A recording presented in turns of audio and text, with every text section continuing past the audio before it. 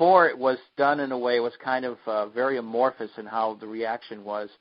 Now it's getting to be more and more open. And so you see people being very, very dissatisfied at an even higher level with what's happening. To me, this shows that this particular society, America, is in the midst of a great change. We've reached a point where people are beginning to say, well, the way our government operates no longer really works. And to me, we're almost like where the Sons of Liberty and the various, what the British called rebels and dissidents were acting about in the late 1760s and to the mid-1770s. And that's where I see our society right now. We're in the midst of a revolution in this country. The present society, the way it operates, people do not like because it is unsatisfying. Our way we live, our jobs, how we commute, the environment, etc., all of this is not being addressed in any meaningful or significant way by our political system. And the people who are the core, supposedly, of our political system, that particular group right now is getting very dissatisfied. And it's reaching points where it becomes possible for major groups that are starting to develop to change all of this. And that's what I see happening is there's enough dissatisfaction in this society at all levels, even inside the government, that we are very close to change. And, of course, from what I've been hearing, we are very close to such a thing happening. It used to be that the thought of massively replacing a whole government in this society was inconceivable. But right now, that inconceivable level has reached a point where it can manifest.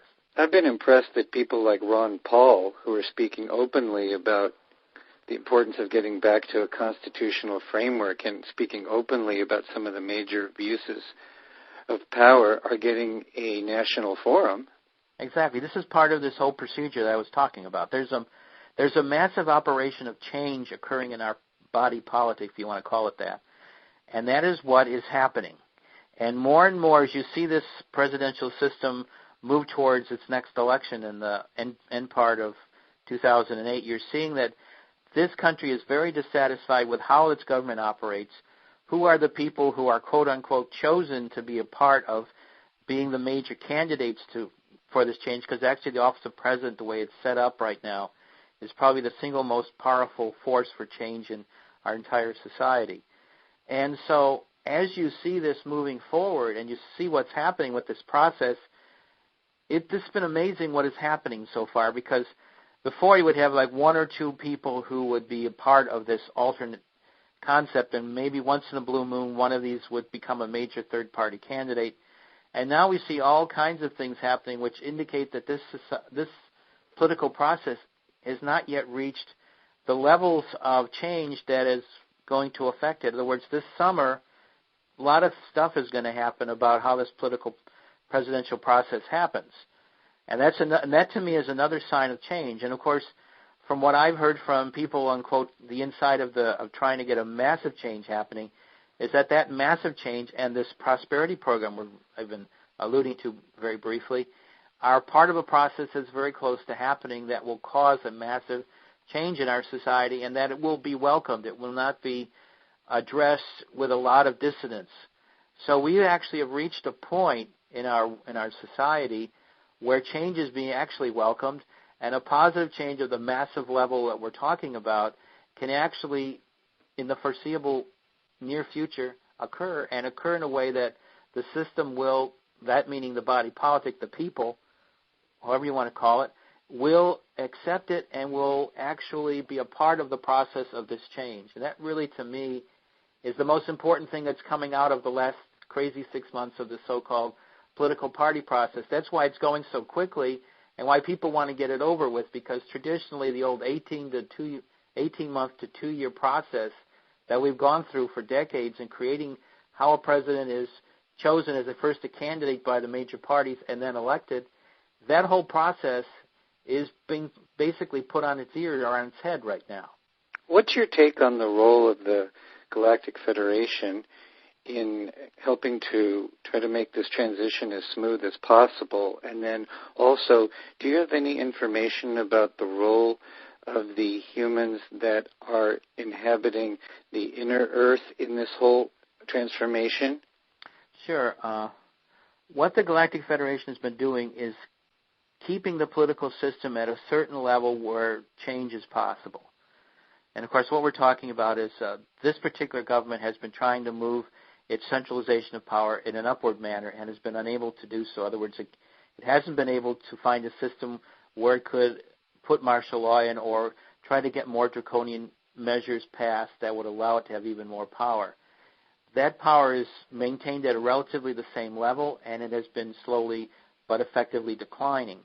So what we have here is a political system that's changing, and what the Federation wants to do is allow that forum to stay open, and which then permits the change we're talking about to occur. Because ultimately the Federation realizes, that is the Galactic Federation, that we have to bring forward a whole new political system that gets rid of the UFO cover-up and that allows for contact to happen in the smoothest and easiest way possible. Can I interrupt you, Sheldan? Sure. But how are we going to communicate this with the media being so controlled?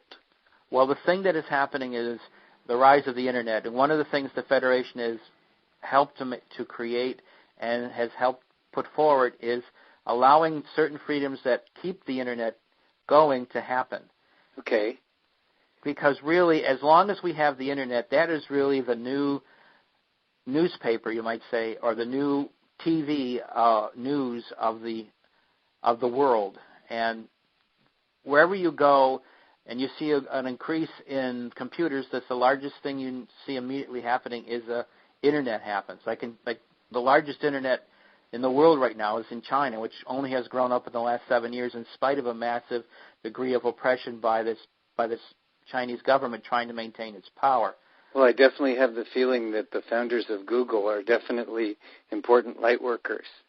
They are, for what they have done. They have created, as being a major parts of the movers of information around the Internet, creating a reality, a media that allows for an alternative way. In other words, the newspapers understand that they're trying to penetrate into the Internet, but basically the most important thing we have to understand is that the Internet is basically where newspapers were in this country when it began. They are all over the place, and they are a mighty communicative modem. And this is something that really makes me happy, is that most of the information that people share back and forth on the Internet about things, and they have all kinds of realities coming out there about information. So you have alternative science, you have alternative information on what's happening, you have massive commentaries on what's happening in the United States and also around the world, and all different countries have similar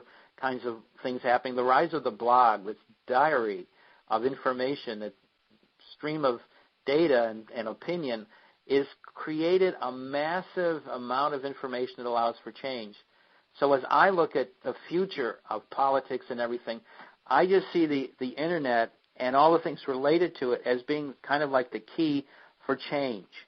And so this political system, which is based upon concepts that are now becoming less effective and less able to have people maintain periods of misinformation, is no longer able to keep this, like I call, propaganda going.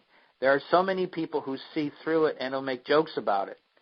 You know, Comedy Central has created the most successful news programs, which are mock news programs in the United States.